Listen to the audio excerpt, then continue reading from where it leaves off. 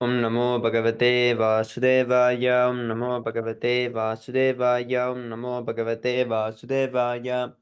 Om Jnanatimirandasya Gyananjana Salakaya Chakshurunmilitam Yena Tasmai Sri Gurave Namaha. Sri Chaitanya Manobhistam Sthapitam Yena Bhutale Swayam Rupa Kadamahyam Dadati Swaparantikam Vandeham Sri Guru Sri Yudapada Kamalam Sri Gurun Vaishnavamscha Sri Rupam Sagrajatam सागनरघुनाथान्वितं तं सजीवं सर्वैतं सावधूतं परिजनसहितं श्रीकृष्णचैतन्यदेवं श्रीराधाकृष्णपादान् सागनललिता श्रीविशाखान्वितं च हे कृष्ण करुणा सिन्धो दीनबन्धो जगत्पते कुपेश गोपिका कान्ता राधा कान्त नमोऽस्तु ते तप्त कंचन गौरंगी राधे वृंदावनेश्वरी वृषभानुसुते देवी प्रणमामि हरिप्रिये वंशाकल्पतरुभ्यश्च कृपा सिन्धुभ्यैव च पतितानं पावनेभ्यो वैष्णवेभ्यो नमो नमः। नमां विष्णुपदाय कृष्णप्रेष्ठाय भूतले श्रीमते भक्तिवेदान्तस्वामिनिति नामिने नमस्ते सरस्वते देवे गौरवाणि प्रचारिणे निर्विशेषशून्यवारि पाश्चात्यदेशतारिणे जय श्री कृष्ण चैतन्य प्रभु नित्यानंद श्री अद्वैत गदाधर श्रीवासादि गौरभक्तवृंद हरे कृष्ण कृष्ण कृष्ण हरे हरे हरे राम राम राम हरे हरे। हरि बोल।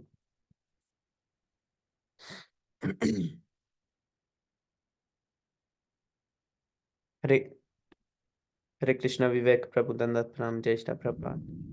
हरे कृष्णा प्रभु दंडवत प्रणाम जय Shri Prabhupada.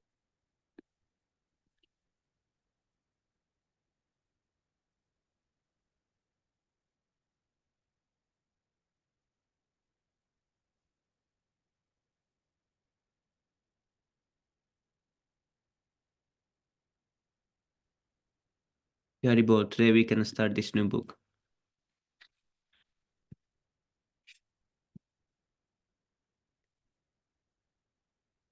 Dialectic Spiritualism. A Vedic view of Western philosophy, His Divine Grace, A.C. Bhaktivedanta Swami Srila Prabhupada. Jai.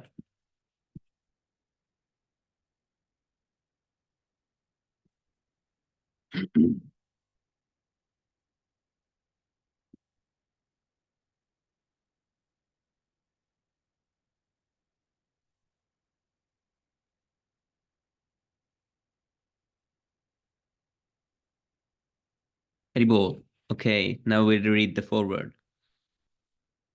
No, what is this? Why it says His Divine Grace? No. Okay, we don't need to maybe read this forward.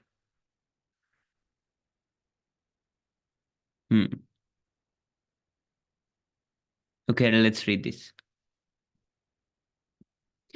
The idea for this book first emerged in 1973 when Srila Prabhupada began asking his secretary, Shama Sundar Das Adhikar, some spearstra, funny name, about Western philosophy. Shama Sundar would try to state succinctly the major ideas of certain philosophers, and Srila Prabhupada would give the Vedic view. As Srila Prabhupada traveled throughout the world preaching Krishna consciousness, this process continued until finally in 1976 Prabhupada's editor Hayagriva Das Adhikari, Professor Howard Wheeler, supplied further questions of Prabhupada for Prabhupada and completed the editing. Then Srila Prabhupada gave the book its title, Dialectic Spiritualism, a Vedic view of Western philosophy, and said, print it. Almost immediately, some people objected that since professional scholars had not presented the material to Srila Prabhupada, there might be some discrepancies. When the manuscript was shown to philosophy professors, he called it a treatise against philosophy and an unscholarly punch in the nose. Then when Srila Prabhupada left this mortal world in November 1977, the book's future became uncertain. One student tried to restate the questions.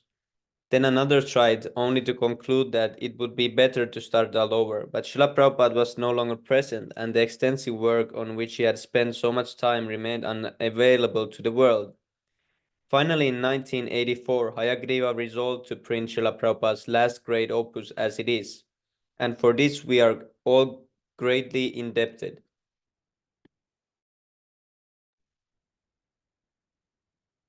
Whatever the criticism, they are rendered insignificant in the light of Srila Prabhupada's brilliant insight into the problems of Western philosophy and his lucid expositories of the Vedic view. Much of the confusion arises from a difference in methodology and perspective. For many Westerners, philosophy is a kind of armchair speculation, an intellectual game, but for the follower of the Vedas, it is the matter of life and death. Or more precisely, it is the recognition of the absolute need to stop the repetition of birth and death. For Srila Prabhupada, real philosophy deals with applying absolute knowledge in our daily lives, consciously, moment by moment. We should act in such a way that we have to think of Krishna all the time, he said. For instance, we are discussing the philosophy of Socrates in order to strengthen our Krishna consciousness. Therefore, the ultimate goal is Krishna. Otherwise, we are not interested in criticizing or accepting anyone's philosophy. We are neutral. Obviously, this is not the goal of Western philosophy, which tends to see man as the measure of all things. In a physical, humanistic universe, Western thought has always encouraged self-reliance and individualism, which are reflected even in today's street philosophy. Do your own thing. The Vedic view clashes fiercely with such relativistic thinking. Far from celebrating the authority of the individual mind or the autonomy and ascendance of reason, the Vedas point out the four fundamental defects of conditioned souls. Srila Prabhupada made this point clear. Of course, in European philosophy, there is an attempt at more independent thought, but such independent thinking is not approved by the followers of the Vedas. The Vedic philosopher receives knowledge directly from authorities. They do not speculate. We cannot attain knowledge through speculation because everyone is imperfect. According to the Vedic system, we receive knowledge from Vyasadeva, Narad, and Sri Krishna himself. This knowledge is perfect because these personalities are not subjected to the four defects of all conditioned living entities: the tendency to commit mistakes, to be illusioned, to have imperfect senses, and to cheat.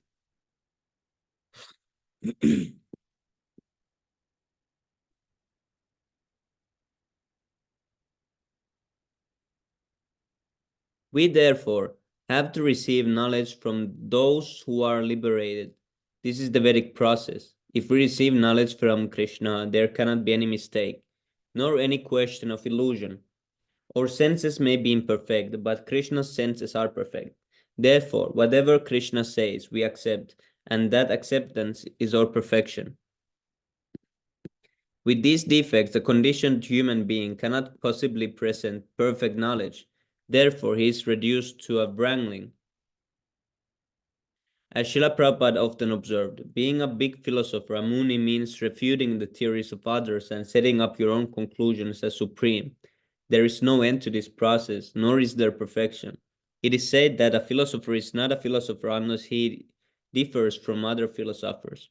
Srila Prabhupada said when discussing Descartes, if one is to be a great philosopher, he has to defy all his predecessors. Scientists also work in the same way. If we try to find out whose statements is true, we have a great deal of difficulty.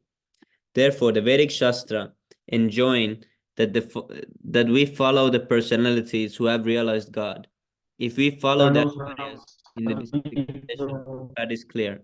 Hare Krishna. Jai Shri Prabhupada.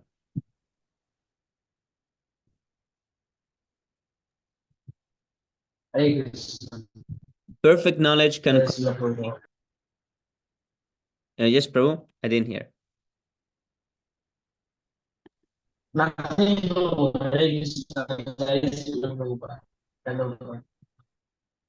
So perfect knowledge can come only from perfect source, the reservoir of knowledge, God himself. Such knowledge is imparted by the Supreme and comes down by the parampara process, the line of true disciplic succession, from one realized soul to another. Srila Prabhupada explains the Vedic method in this way. Every word we hear has a meaning behind it. As soon as we hear the word water, there is a substance water behind the word. Similarly, as soon as we hear the word God, there is a meaning to it. If we receive that meaning and explanation of God from God Himself, then it's perfect. But if we speculate about the meaning of God, it is imperfect. Bhagavad Gita, which is the science of God, is spoken by the person of Godhead Himself. This is perfect knowledge. Mental speculators or so-called philosophers who are researching for what is actually God will never understand the nature of God. The science of God has to be understood in disciplic succession from Brahma, who was first instructed about the knowledge of God from God Himself. Srimad Bhagavatam purport 3:26-33. This does not mean, however, that the human mind is reduced to that of a robot. The mind is useful for acceptance and rejection, and one's intelligence is measured by his power of discrimination. But in the presence of the supreme absolute truth, nothing is to be rejected, and discrimination has no meaning. Therefore, perfect knowledge must be accepted from a perfect source. Still, history shows that though is dynamic and progressive, that thought is dynamic and progressive, and great reformers, Valmiki, Vyasadeva, Socrates, Jesus, Muhammad, and Chaitanya Mahaprabhu all declared directly or indirectly that they have come not to destroy the love of God, but to fulfill it. Such great souls are not content to accept something simply because it is handed down by tradition. Indeed, tradition has often proved untrustworthy, for in the course of time and influenced by common man, its purity is lost. The supreme science was thus received through the chain of disciplic succession, and the saintly kings understood it in that way. Lord Krishna tells Arjuna, but in course of time the succession was broken, and therefore the science as it appears to be lost. Bhagavad Gita 4:2. For this reason, Lord Krishna again spoke Bhagavad Gita, re-establishing the true disciplic succession, parampara. Some have charged that this approach is more theosophic than philosophy, but why arbitrarily force an either-or situation? Krishna consciousness is the happy marriage of theology and philosophy. As Srila Prabhupada often said, religion without philosophy is sentimental and therefore fanatical, and philosophy without religion is mental speculation. However, the rejection of mental speculation does not extend to sincere philosophical speculation, which is a legitimate activity of the mind. The difference is like that between pure fresh milk and milk contaminated by the poisonous fangs of a serpent. Philosophical speculation is the attempt to understand the Lord and His energies by using all the faculties which God has so kindly given us, whereas mental speculation is the proud attempt to use those faculties which rightly belong to the Lord, against the Lord. Philosophical speculation leads to greater and greater awareness and appreciation of the Supreme Person of Godhead, whereas mental speculation always comes to the atheistic conclusion of the void is. God is void and we are void, therefore let us eat, drink, and be merry, for tomorrow we die. For example, trying to understand how the Supreme Person of Godhead enters into the creation, maintains it, and destroys it is proper philosophical speculation. In this sincere attempt, the previous acharyas and the holy scriptures can guide us. But trying to figure out the origin of everything solely by the power of tiny human brain, without referring to God or his representatives, Guru Sadhu Sastra, is useless mental speculation. We may speculate in this fashion for billions of years and still not arrive at the absolute truth, the Supreme Person of Godhead, who lies beyond the purview of finite thought.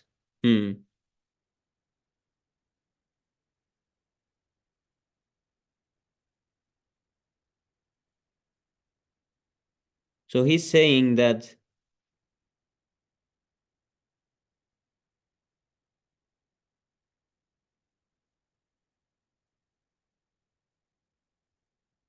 he's trying to say that philosophical speculation is kind of okay for Gyanis, but we shouldn't do this philosophical speculation either, because our philosophy is in the Shastra.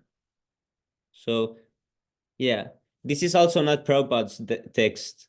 This is not written by Prabhupada. So, because I wouldn't say to someone that, okay, go on speculating as long as you speculate about Krishna. Because I think we shouldn't speculate about Krishna either. But Gyanis, they speculate until they usually meet some pure devotee when they gain enough faith.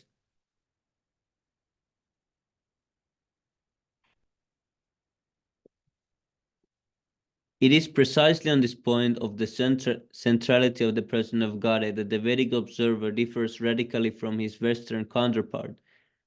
Both Eastern and Western philosophy wrestle with the same problems: birth, death, reincarnation, liberation, the nature of God and the soul, the creation, good and evil, human responsibility, free will, karma, material versus spiritual, and so on. By and large, Western thinkers are pantheistic and impersonalistic. Even great theses like Aquinas and Augustine have ultimately considered the personal aspect to be a manifestation of the impersonal principle. The impersonalism of Plato and Aristotle are indeed deeply ingrained in Western thought. This is not some strange coincidence, but the result of a basic difference in methodology. Only when a sincere devotee surrenders to God, does God agree to reveal himself. One can understand the Supreme Person of Godhead as he is only by devotional service. Lord Krishna says, Bhagavad Gita 1855. Surrender to God is a prerequisite for knowing God. Srila Prabhupada often remarked that when we speak of surrender, we necessarily predicate a person. According to Vedas, the attributes and nature of that person can be known only through the person himself. There is no room for imagination, mood, human reasoning, speculation, anthropomorphism, or whatever. In knowledge of the Supreme Person of Godhead, Western philosophy has proved sadly deficient, as Carl Jung observed. How long it has written there? So this text is written by Kirtanananda Swami. Western philosophy has proved, I agree with that. Seeing that philosophies and theologies could not give him a clear picture of God's personality, Young concludes, what is wrong with these philosophers, I wondered. Evidently, they know of God only by hearsay. Prabhupada, yes, that is also a complaint. None of the philosophers have discussed has given us any clear idea of God. Because they are speculating, they cannot give concrete, clear information. As far as we are concerned, our understanding of God is clear because we receive the information given by God Himself to the world. In Western philosophy, personalism is an unknown territory, approached only in Socrates' instruction from Diotima in the Symposium, wherein Socrates was enjoined to complete and converse with beauty, absolute beauty, simple, divine, true, unpolluted, real, and wonderful. It is the same territory before which Young stood longing for a guru. It is the borderline of the finite individual soul awaiting revelation. Personalism necessitates revelation. For the Supreme Person of Godhead can be affirmed only by the personal descent of the divine. Dialectic spiritualism should not be seen as an academic attempt at comparative philosophy, but as a devotee's informal, spontaneous response to various Western philosophers.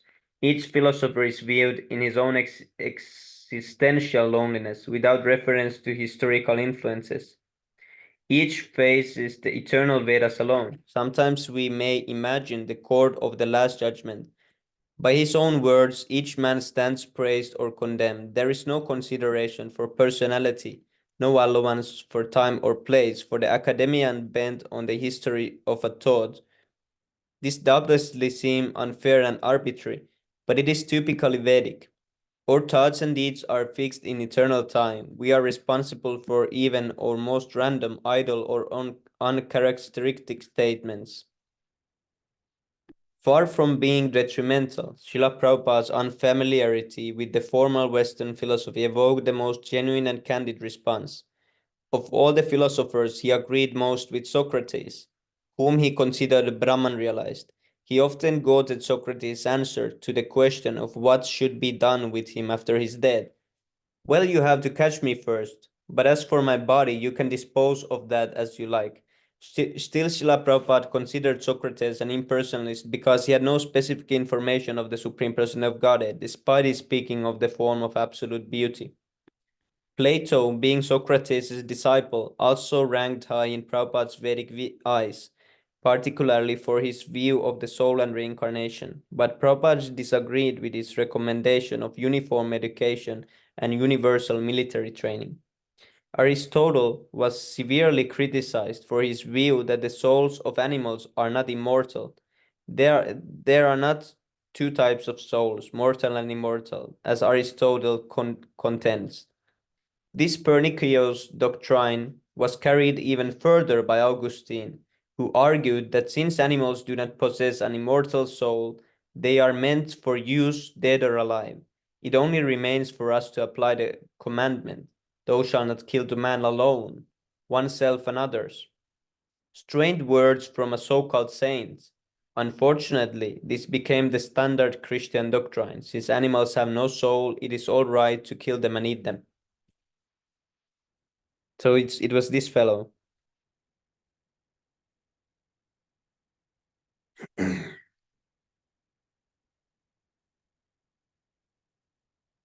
Hmm. Srila Prabhupada left Plotinus, following Plato's footsteps, presented a basically sound philosophy of the soul, particularly of the Jivatma's relation with the One. But of course, Plotinus' One was impersonal. Prabhupada disagreed with Origen's theory that the souls are created. If they are created, how can they be mortal? Never was there a time when I did not exist, nor you, nor all these kings, Krishna tells Arjuna. Nor in the future shall any of cease to be. Bhagavad Gita 2:12. The theory of the creation of a human soul at the moment of conception was also accepted by Aquinas, and thus became official Catholic doctrine. The belief that each individual human soul is created at a point in time, lives his life, and thereafter is saved or damned eternally excludes the possibility of reincarnation. By denying reincarnation, Augustine and Aquinas broke with the Platonic tradition and made it difficult for subsequent philosophers to understand evil in the world. If there is no transmigration of souls, where is divine justice? How can we account for fortune and misfortune? How is one man pious, knowledgeable, beautiful, or opulent, another man impious, ignorant, deformed, and poor? Why, on the basis of one finite lifetime, is one man eternally saved and another eternally damned? Why is God so arbitrary, so unmerciful? Having rejected the possibilities of transmigration and karma, Western philosophers have been troubled all the way down to Mill, Dewey, and Sartre. Because evil exists, they argue, either God's power is limited, or he is not all good, or he does not exist at all.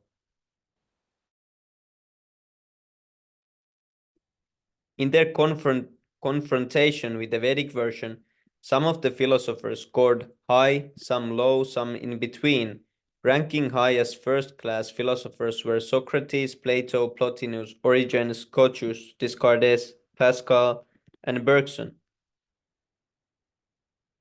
Srila Prabhupada also liked the psychologist Carl Jung. He seems the most sensible. After these ranked Aquinas, Locke, Berkeley, Spinoza, Leibniz, Kant, Schopenhauer, Alexander, Nietzsche, James, and Kierkegaard. In low regard for various reasons were Aristotle, Augustine, Fichte, Bacon. Why his name is Bacon? And Huxley. Conflicting most with the Vedic thought were Machiavelli, Hume, Hegel, Hobbes, Darwin, Mill, Comte, Marx, Dewey, Sartre, and Freud. Ultimately, no Western philosopher can measure up to the high standard of the Vedic ideal. In contrast, Srila Prabhupada emerges as the emissary of a higher source. For he is Lord Krishna's pure devotee. It is not a thought he alone were it is not as though he alone were speaking, rather an unbroken line of disciplic succession speaks through him, delivering the pure knowledge of the Vedas intact. When we call the book a Vedic view of Western philosophy, Srila Prabhupada humbly said, yes, Vedic view. After all, that is my personal view word. What is my personal view word? Although dialectic spiritualism marks a clashing of a different knowledge occurring process, the inductive and deductive, we reach the mutual understanding that arises from all fruitful confrontations, a clarification of positions, from which positions of agreement and contention can be discerned. Thus, the book is valuable to students of all schools of philosophy and theology. If the reader chooses to accept Srila Prabhupada's conclusion that God has manifested himself in sound, Shabdavan, Shabdavatara, Shabdavatara, Shabdavatara, that is, in the Vedas, of which Bhagavad Gita is the essence, he will have a standard by which every thought can be judged. Viewed thus, the book takes on new and profound perspectives. It is dialectic spiritualism read in the spirit of the dialectic itself. Libur. Okay, probably you can start the preface. Tandat Pranam, Jai Shri Prabhupada.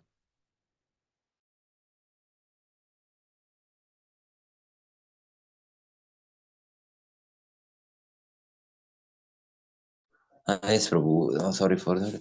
I idam hi pumsas tapasha shrutasya va svi- svistasya suptasya cha buddhi dhatyo avit avicyut yuto ratha kavibher rurupito yad utma shloka gunanuvarnanam. Translation: Learned sages have definitely concluded that the infallible fruit of knowledge, austerity, Vedic study, sacrifice, the chanting of hymns, and charity is found in transcendental description of the qualities of the Lord, who is defined in choice poetry. Srimad Bhagavatam 1.5.22. Purport: The human intellect is developed for advancement in art, science, philosophy, physics, chemistry, psychology, economics, politics, and other fields. Through the culture of knowledge, humanity can attain the perfection of life, which culminates in the realization of the supreme beings.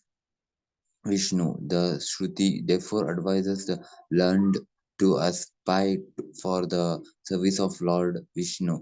Unfortunately, when people are enamored by the external beauty of Vishnu Maya, they do not understand that perfection or self-realization depends on Vishnu. Vishnu Maya means sense enjoyment, which is transient and miserable. Those who are entrapped by Vishnu Maya and utilize their knowledge for sense enjoyment. Sri Narada Muni, however, has explained that all phenomena in the universe emanate from the Lord, because the Lord, through his inconceivable energies, has set in motion the actions and reactions of the creation.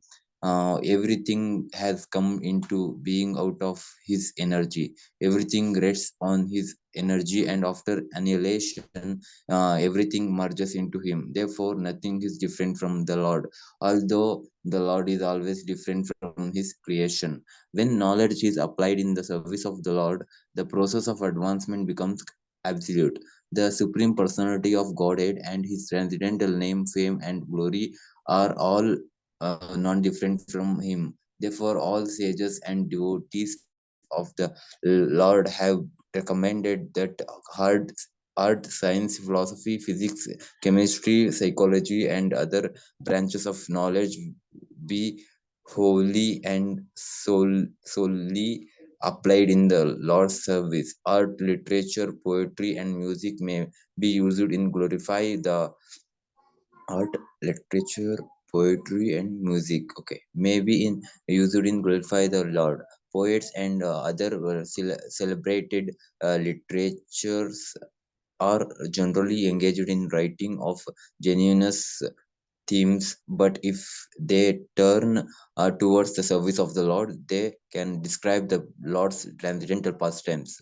Valmiki was a great poet and was Vyasadeva was a great writer, and both completely engaged themselves in delineately delighting deline, delineating the transcendental activities of the Lord, and by so doing they have become immortal. Similarly, science and philosophy should also be applied in the service of the Lord, as advanced people are eager to understand the absolute truth through the medium of science, and therefore scientists should endeavor to prove the Lord's existence on a scientific basis. The philosophy should also aim to establish the supreme truth as sentient and all powerful. Indeed, all other branches of knowledge should similarly be engaged in the Lord's service. This is also framed by Bhagavad Gita. All knowledge not engaged in the Lord's service is but in essence. Advanced knowledge should be utilized to establish the glories of the Lord, and that is the real import of this verse. Scientific knowledge and other branches of knowledge and engaged in the service, Lord service, are all factually Hari Kirtana, glorification of the Lord. Jai Shula Prabhupada. Wow. Jai. Jai. Jai. Jai. Krishna.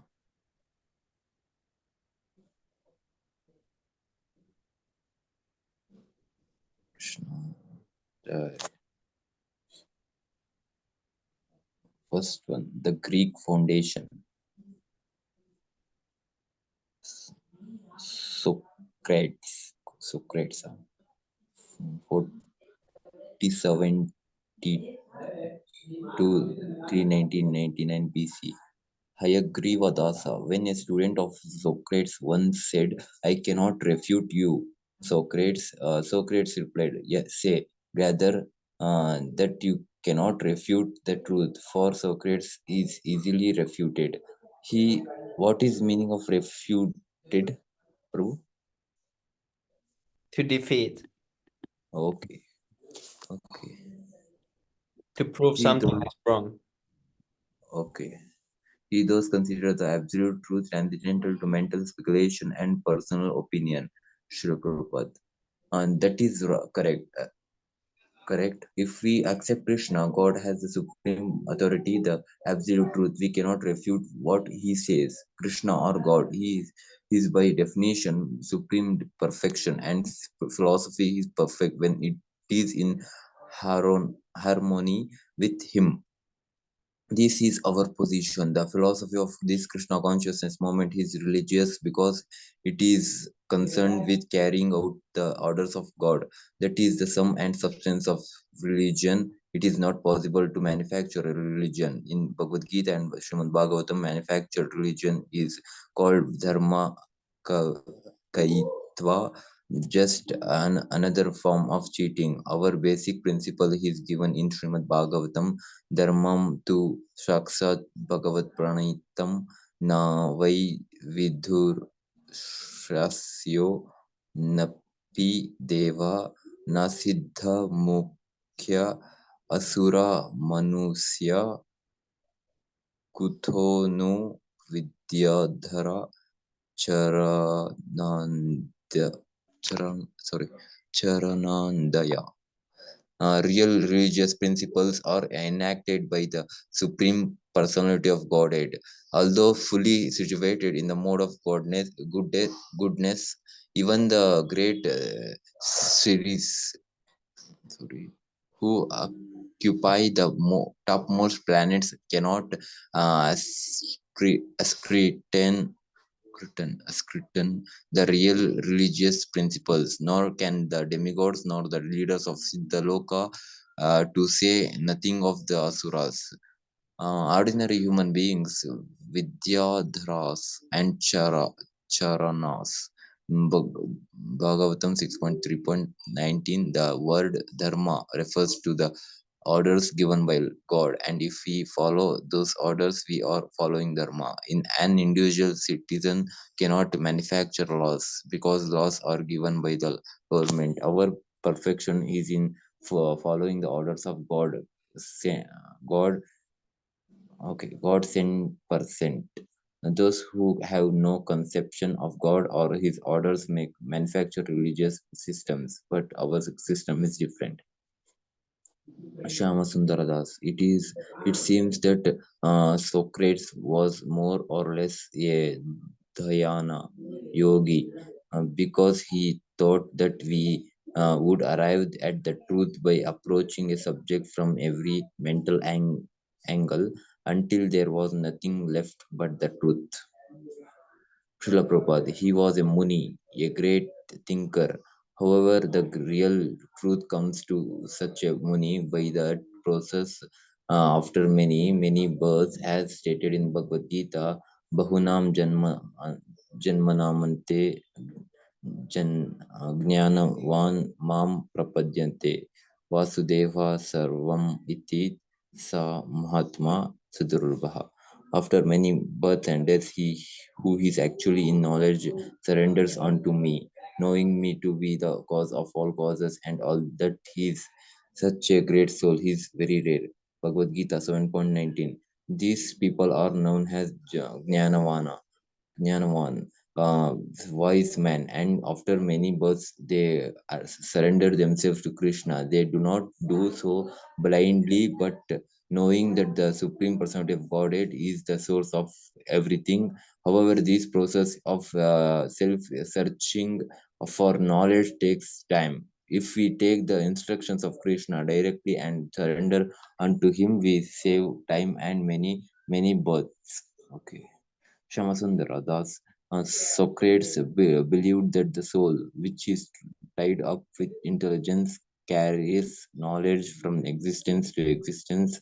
The truth can be evoked through the mimetic method, the Socratic dialectic.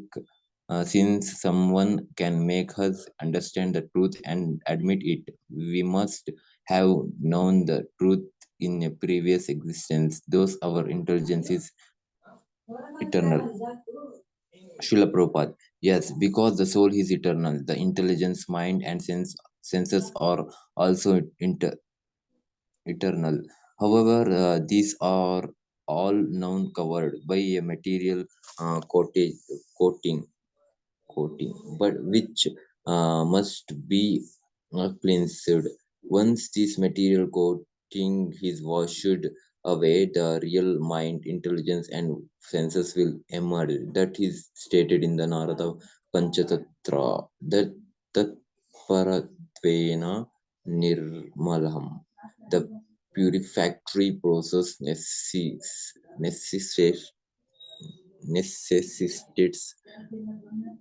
being in touch with the transcendental loving service of the Lord. This means chanting the Hare Krishna Mahamantra. Chaitanya Mahaprabhu said, Cheto Darpanamarjanam.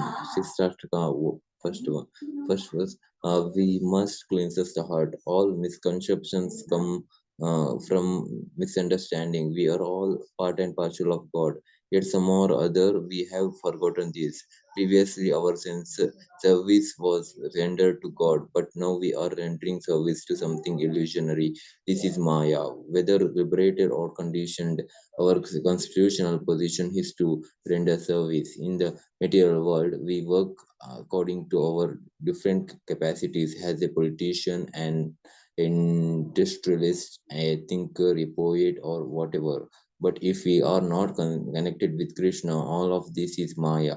When we perform our duty in order to develop Krishna consciousness, our very same duty enables liberation from this bondage. In any case, both life and knowledge are continuous. Consequently, one person can acquire knowledge very quickly, whereas another cannot. This is proof of continuity.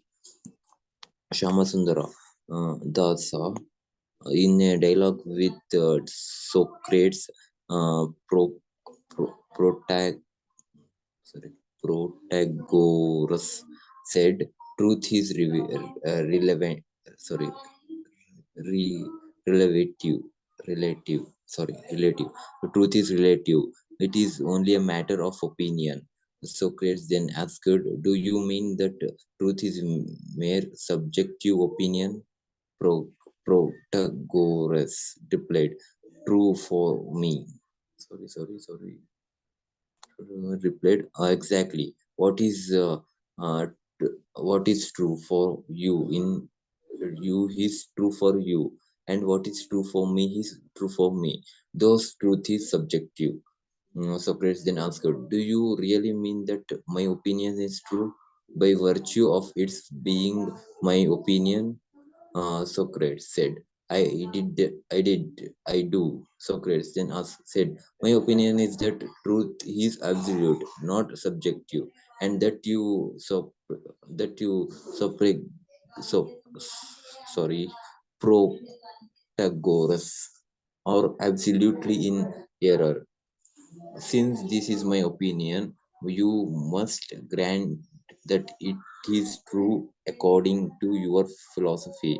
Protagoras then admitted, "You are quite correct." Socrates, through this kind of dialogue or dialectic, Socrates would logically convince many people.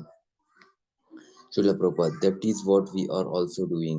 The absolute truth is true for everything, and the relative truth is relative to a particular position. The relative truth depends on the absolute truth, which is the summum, summum bonum. God is the absolute truth, and the material world is relative truth. Because the material world is God's energy, it appears to be real or true. Just as a reflection of the sun in water emanates some lights, the reflection is not absolute, and as soon as the sun sets, that light will disappear. Since relative truth is reflection of the absolute truth, Srimad Bhagavatam states, "Satyam Param Dehi Dehimahi De- Dehimahi." I worship the absolute truth. Bhagavatam 1.1.1. The absolute truth is Krishna, Vasudeva. Om Namo Bhagavate Vasudevaya. This cosmic manifestation is relative truth. It is a manifestation of Krishna's external energy. If Krishna withdrew his energy, the universal creation would not exist. In another sense, Krishna and Krishna's energy are not different. We cannot separate heat from fire. Heat is also fire, yet heat is not fire. This is a position of relative truth. As soon as we experience heat, we cannot understand that there is fire. Yet we cannot say that heat is fire. Relative truth is like heat because it stands on the strength of the absolute truth, just as heat stands on the strength of fire. Because this absolute is true, relative true also appears to be true. Although it has no independent existence, a merge appears to be water because in actuality there is such a thing as water. Similarly, this material world appears attractive because there is an at all attractive spiritual world. Hagrivadasa. Hagrivadasa. According to Socrates, the real pursuit of man is the search for the absolute good. Basically, Socrates is an impersonalist because he does not ultimately define this absolute good as a person, nor does he give it a personal name. Srila Prabhupada, that is the preliminary stage of understanding the absolute, known as Brahman realization, realization of the impersonal future. When one is further advanced, he attains Paramatma realization, realization of the localized feature, whereby he where, whereby he realizes that God is everywhere. It is a fact that God is everywhere, but at the same time, God has His own abode. Goloka eva naiva naiva satye akhilatma bhutha Brahma Samhita 5.37 sorry 5.37. God is a person and he has his own abode and associates. Although he is in his abode, he is he is present everywhere between every autumn. An, and Andantara stha Paramanu Chaya Tara Satham. Brahma Samhitas 5.35. Like other impersonalists, Socrates cannot understand how God, through his potency, can remain in his own abode and simultaneously be present in every autumn. The material world is expansion, is energy. Bhu- Bhumir apo nalo vayu kama mano बुद्धिर एवचा अहंकारा इत्यम में भिन्नी विहीना प्रकृतर अस्तधा. ये earth water fire earth, water, fire, air, ether, mind, intelligence, and false ego. All together, these eight compress my separated material energy. Bhagavad Gita 7.4. Because his energy is extended everywhere, he can be present everywhere. Although the energy and the energetic are not different, we cannot say that they are not distinct.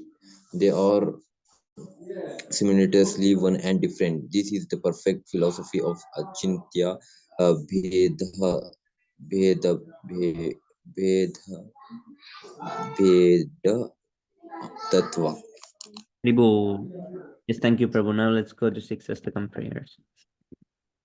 Yeah, this was really Okay, nice. Prabhu. Thank you so much. Socrates part. Yes, Prabhu. This too.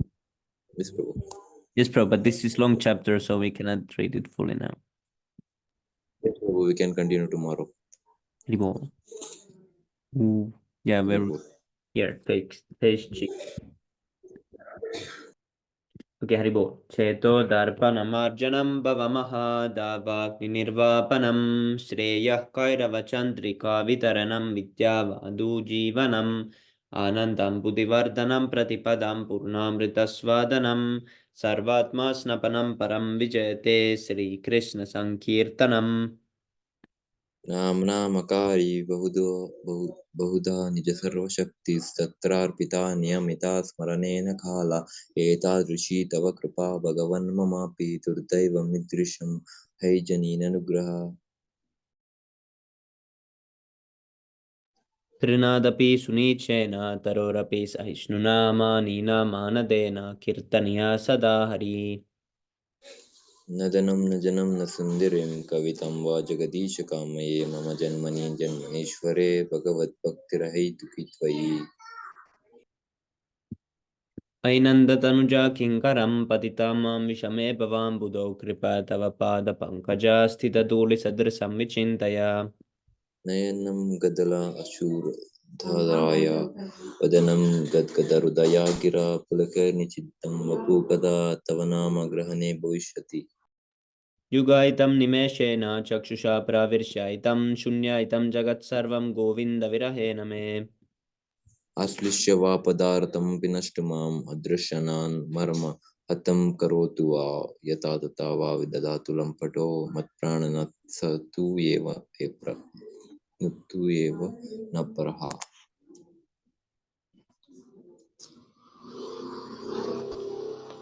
Translation. The first one.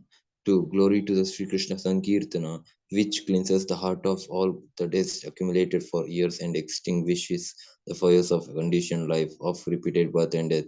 The Sankirtana moment is the prime benediction for humanity at large because it spreads the rays of the benediction moon. It is the life of all transcendental knowledge. It increases the ocean of transcendental bliss and it enables us to fully taste the nectar for which we are always anxious.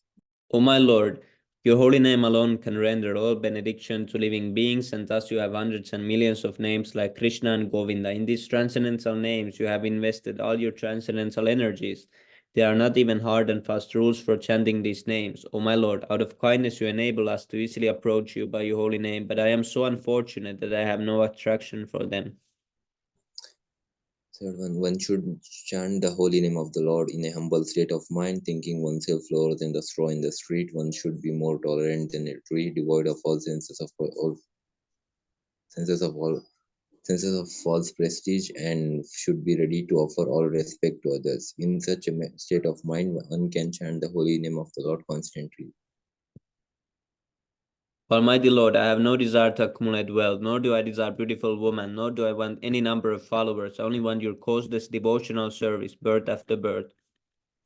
O son of Maharaja Nanda, Krishna, I am your eternal servitor. Yet somehow or other I fallen into the ocean of birth and death. Please pick me up from this ocean of death and place me as one of the atoms at your lotus feet. O my Lord, when will my eyes be decorated with tears of love flowing constantly when I chant your holy name? When will my voice choke up? And when will the hairs of my body stand on end at the recitation of your name? O Govinda, feeling your separations, I am considering a moment to be like 12 years or more. Tears are flowing from my eyes like tolerance of rain, and I am feeling all vacant in the world in your absence.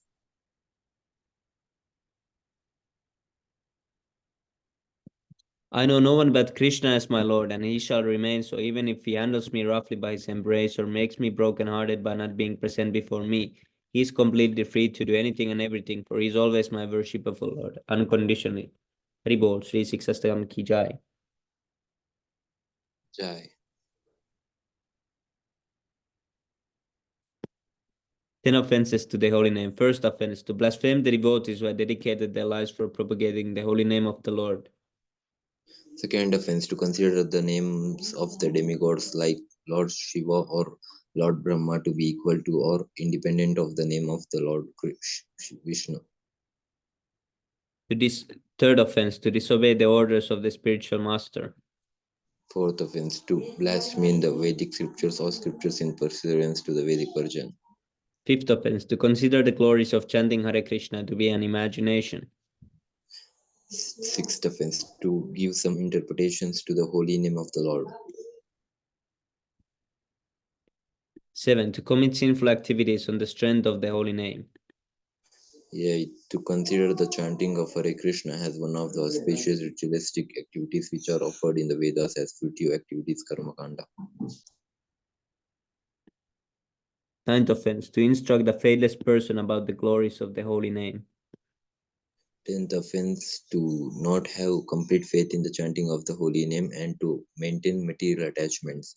Even after understanding so many instructions on this matter, it is also an offense to be inattentive while chanting. Every devotee who claims to be Vaishnava must guard against these offenses in order to quickly achieve the desired success, Krishna Prema. Dibol, Pancha Kalpatarupyascha, Kripa Sindhupya Vacha, Patitanam Pavanepyo Vaishnavepyo Namo Namaha. Yes, Prabhu. Thank you so much, Prabhu. Thank you so much, Prabhu. Panchadada ki jai, Nityananda Prabhu ki jai, Shri Krishna Yeah. Chaitanya Prabhu ki jai, Shila Prabhu ki jai, Nitai Gaura Premanande, Hari Bol.